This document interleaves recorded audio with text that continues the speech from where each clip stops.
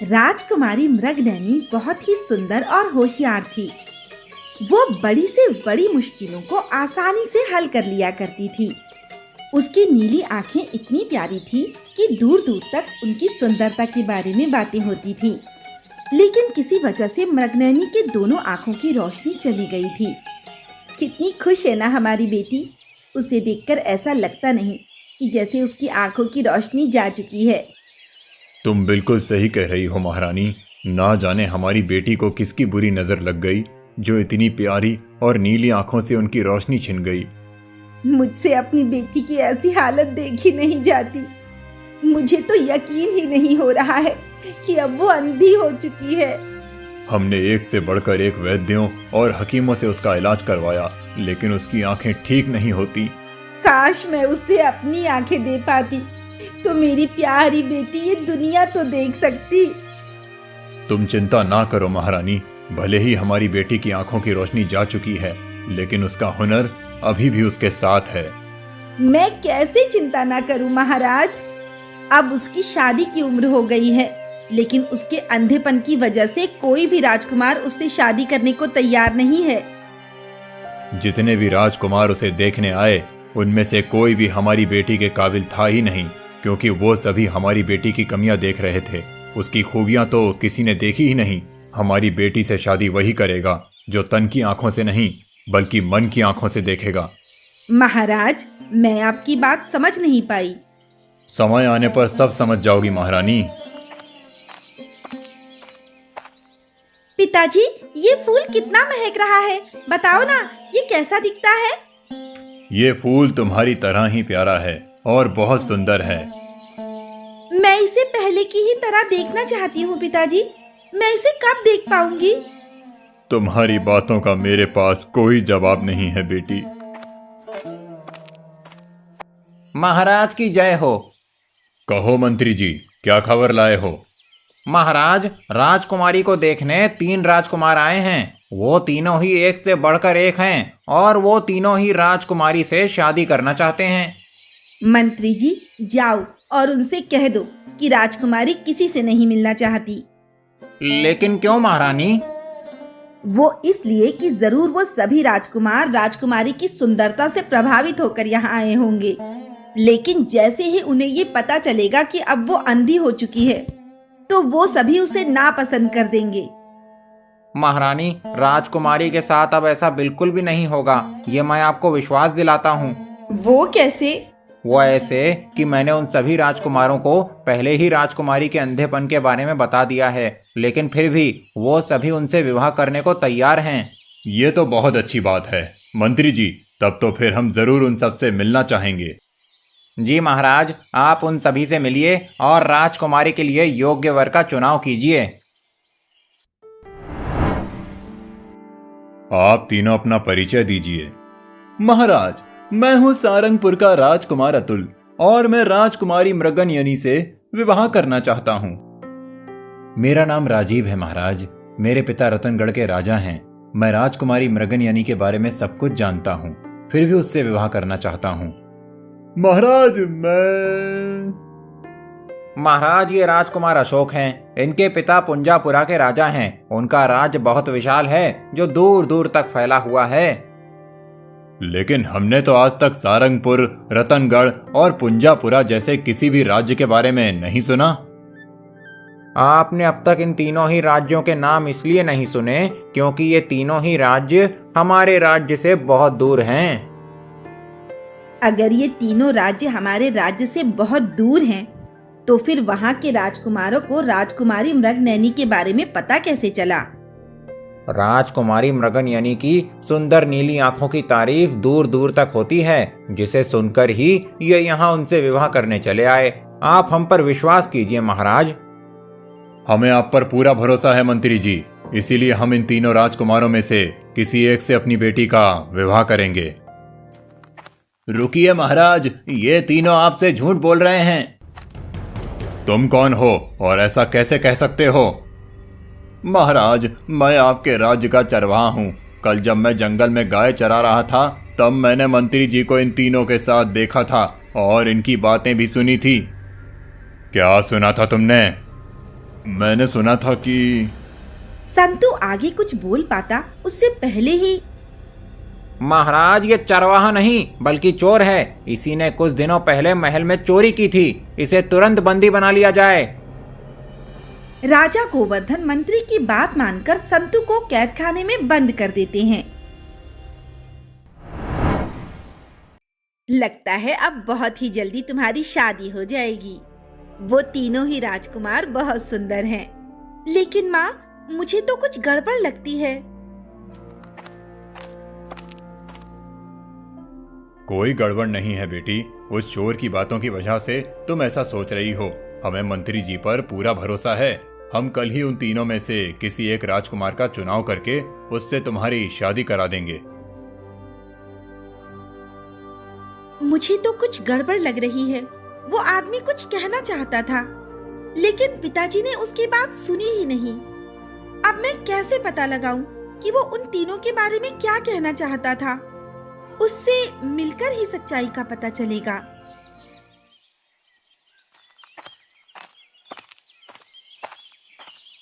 वो चरवाहा बड़ा होशियार बनने चला था। चला मेरी पोल खोलने। उल्टा मैंने ही अपनी की हुई चोरी का इल्जाम उस पर लगा दिया। उसे काल कोठरी में बंद करवा दिया। अब तो बहुत ही जल्द मेरी आखिरी चाल भी कामयाब होने वाली है, जिसके बाद मैं बनूंगा इस राज्य का राजा।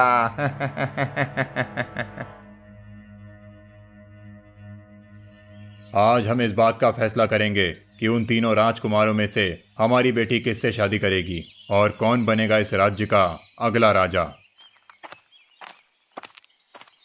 पिताजी, मैं आपसे कुछ कहना चाहती हूँ।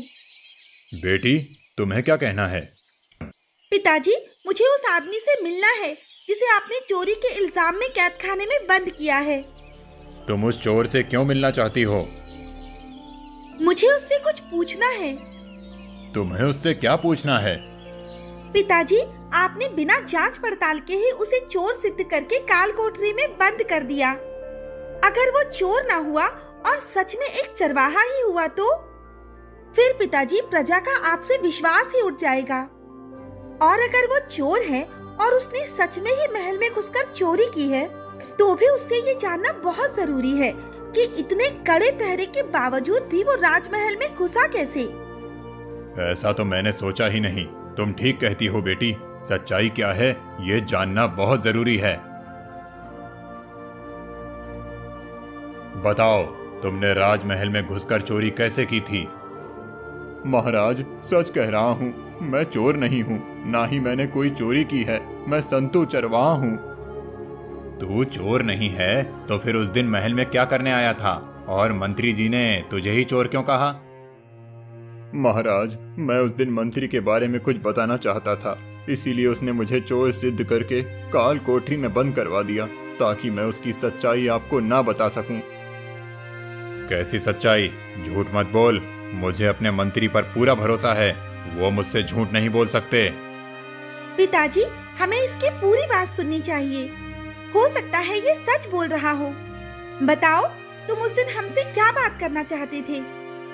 मैं उस दिन गाय चराने घने जंगल में गया था और एक पेड़ के नीचे बैठा आराम कर रहा था। तभी सुनो बेवकूफों, मैंने जो तुम्हें समझाया है तुम समझ गए हो ना। राजा के सामने कुछ गड़बड़ मत कर देना, नहीं तो हम चारों की पूरी जिंदगी काल कोठरी में बीतेगी। तुम चिंता मत करो मंत्री जी, मैं तुम्हारी पूरी बात समझ गया हूँ। तो फिर बता, तू कौन है? तेरा नाम क्या है? मेरा नाम हरिया है। अरे बेवकूफ, तू हरिया नहीं, रतनगढ़ का राजकुमार राजीव है। चल अब तू बता कौन है? मैं हूँ सारंगपुर का राजकुमार अतुल और मेरे पिताजी। बस बस, मैं समझ गया कि तू कौन है। मैं हूँ। अरे बेवकूफ, मैंने तुझे कितनी अच्छी तरह से समझाया था कि तू है पुंजापुर के राजा का इकलौता बेटा राजकुमार अशोक। इतनी जल्दी भूल गया। लगता है तुम तीनों मुझे मरवाओगे। नहीं नहीं मंत्री जी, ऐसा नहीं होगा। हम तीनों भाई आपकी बताई बातों को अच्छी तरह से याद कर लेंगे। बस आप अपना वादा ना भूलना। तुम तीनों अपना अपना काम करो। उसके बाद मैं तुम्हें माला माल कर दूंगा। लेकिन अगर फिर भी राजा ने अपनी बेटी की शादी हम में से किसी से नहीं करवाई तो फिर? ऐसा हो ही नहीं सकता। वो जरूर अपनी अंधी बेटी की शादी तुम में से किसी एक से करवाएगा, क्योंकि उसके अंधेपन की वजह से कोई भी उससे शादी नहीं करना चाहता। महाराज, उन चारों में से किसी ने भी मुझे नहीं देखा था। इतनी बात करने के बाद वो सभी वहां से चले गए थे। उनकी बात सुनने के बाद मैं आपके पास आया ताकि आपको आगाह कर सकूं, लेकिन आपके मंत्री के कहने पर मुझे चोरी के इल्जाम में काल कोठरी में बंद कर दिया। एक तो चोरी करता है और हमारे मंत्री के खिलाफ झूठ भी बोलता है। भला मंत्री जी ऐसा क्यों करेंगे? वो हमारी बेटी को अपनी बेटी मानते हैं। तेरे झूठ की तुझे कड़ी सजा मिलेगी। राजकुमारी की शादी होते ही तुझे फांसी पर लटका दिया जाएगा। मैं झूठ नहीं बोल रहा महाराज, सच बोल रहा हूँ। मुझे फांसी की सजा मत दो, मेरा परिवार भूखा मर जाएगा।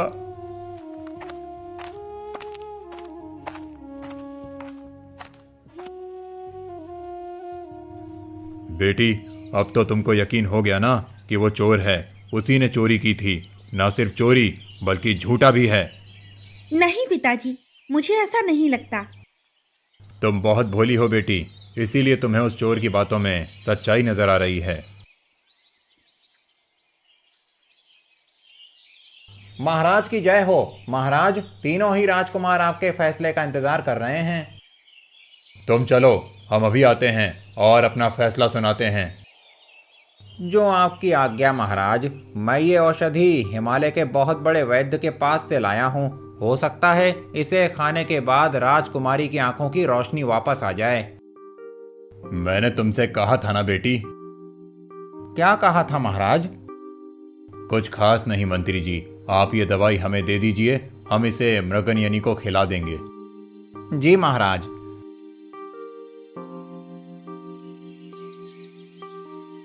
मुझे तो उस व्यक्ति की बातों में सच्चाई नजर आती है, लेकिन पिताजी कुछ सुनने को तैयार ही नहीं है। अब मुझे ही कुछ करना होगा। पिताजी, मैं उन तीनों राजकुमारों में से किसी एक से शादी करने को तैयार हूँ, लेकिन मेरी एक शर्त है। कैसी शर्त बेटी? पिताजी, मैं उनकी परीक्षा लूंगी और जो मेरी परीक्षा में पहला आएगा मैं उसी से शादी करूंगी। ठीक है, जैसा तुम कहो, लेकिन उससे पहले ये औषधि खा लो। आपने किसे राजकुमारी का होने वाला पति चुना है महाराज? मंत्री जी, इसका फैसला हम नहीं बल्कि हमारी बेटी खुद करेगी। मैं आप तीनों को देख तो नहीं सकती, लेकिन आप कितने बहादुर और होशियार हैं, वो जानने के लिए मैं आपकी 3 तरह से परीक्षा लूंगी और आप में से जो भी उन परीक्षाओं में सफल होगा वही होगा मेरा होने वाला पति। कैसी परीक्षा? पहली परीक्षा होगी घुड़सवारी की, दूसरी परीक्षा होगी तलवारबाजी की और तीसरी परीक्षा के बारे में मैं आखिरी में बताऊंगी। लेकिन इनकी परीक्षा कौन लेगा? मंत्री जी, ये तीनों बहादुर राजकुमार हैं और ये तो आप जानते ही हैं कि राजकुमार घुड़सवारी और तलवारबाजी में माहिर होते हैं। इसीलिए हमारी सेना के सबसे अच्छे घुड़सवार और तलवारबाज उनकी परीक्षा लेंगे। अरे बाप रे, मैंने तो इन तीनों गधों को तलवारबाजी और घुड़सवारी सिखाई नहीं।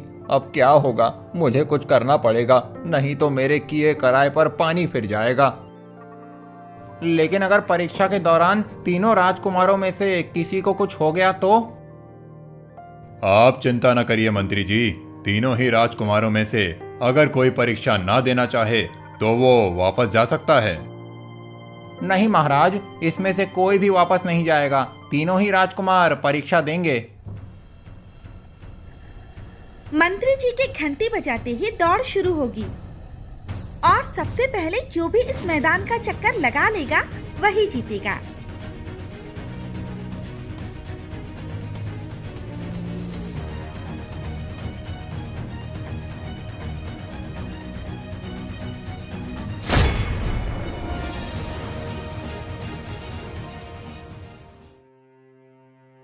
आप तीनों तो बुरी तरह हार गए। ऐसा लगता है जैसे आपको घुड़सवारी आती ही नहीं है। ऐसी कोई बात नहीं है राजकुमारी, वो घोड़े इनके लिए नए थे, इसीलिए तीनों राजकुमार उन्हें काबू नहीं कर पाए और घुड़सवारी हार गए। ठीक है, मैं आपकी बात मान लेती हूँ, लेकिन तलवारबाजी के लिए इनके पास खुद की तलवार है या नहीं? क्योंकि अगर उसमें हारे तो ये बहाना नहीं चलेगा। तीनों राजकुमार एक एक करके इस तलवारबाज से मुकाबला करेंगे और जिसके हाथ से पहले तलवार नीचे गिरेगी या जो सबसे पहले नीचे गिरेगा वो हार जाएगा।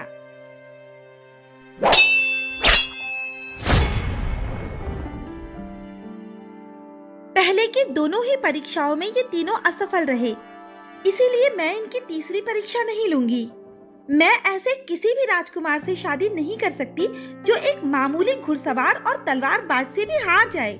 लेकिन राजकुमारी, ये मेरा आखिरी फैसला है। महाराज, आप राजकुमारी को समझाइए।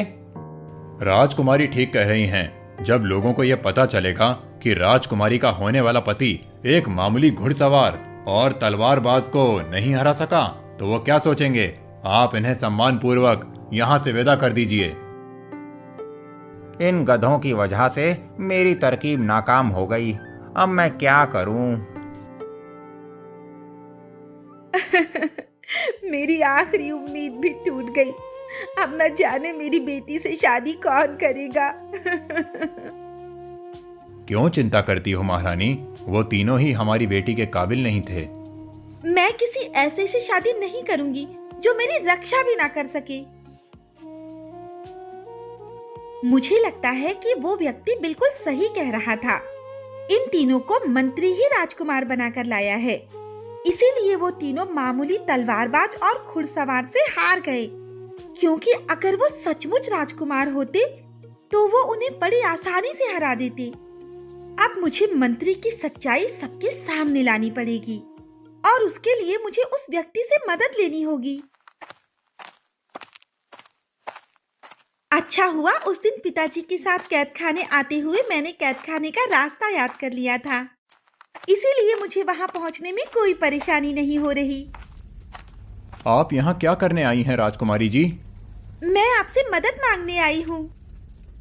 भला मैं आपकी क्या मदद कर सकता हूँ? मदद करने के बदले आपके पिताजी ने मुझे मौत की सजा दी है। मुझे पता है कि आप सच बोल रहे थे और वो मंत्री झूठा है। उसी की सच्चाई सबके सामने लाने के लिए मुझे आपकी मदद चाहिए। मैं अंधी हूँ, नहीं तो मैं खुद ये काम कर लेती। मैं तो कैद खाने में बंद हूँ, फिर आपकी कैसे मदद कर पाऊंगा? अब आप कैद खाने से आजाद हैं। लेकिन आपके पास यहाँ की चाबी आई कैसे? मैंने पहले ही एक सैनिक से यहाँ की चाबी मंगवा ली थी। अब बताइए, मैं आपकी क्या मदद कर सकता हूँ? आपके पास क्या योजना है उस मंत्री की सच्चाई सबके सामने लाने के लिए? पिताजी उस मंत्री पर बहुत भरोसा करते हैं, इसलिए हमें जो कुछ भी करना है उनसे छुप कर करना है। तुम ये पता लगाओ कि वो कहाँ आता जाता है और किससे मिलता है। ठीक है राजकुमारी। जैसा तुमने कहा था, ये औषधि बिल्कुल वैसी ही है। इसे खाने के बाद राजकुमारी हमेशा के लिए अंधी हो जाएगी। बस एक बार राजकुमारी ये औषधि खा ले, फिर उसे कोई भी ठीक नहीं कर सकता।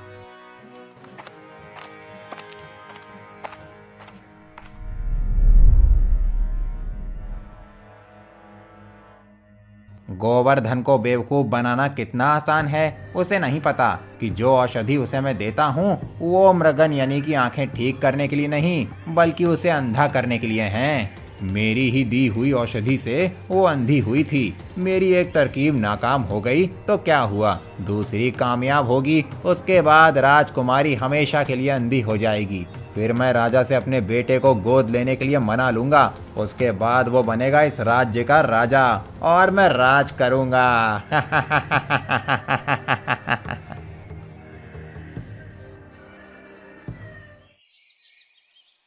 संतू ने जो कुछ भी सुना और देखा वो सब मृगनयनी को बता दिया।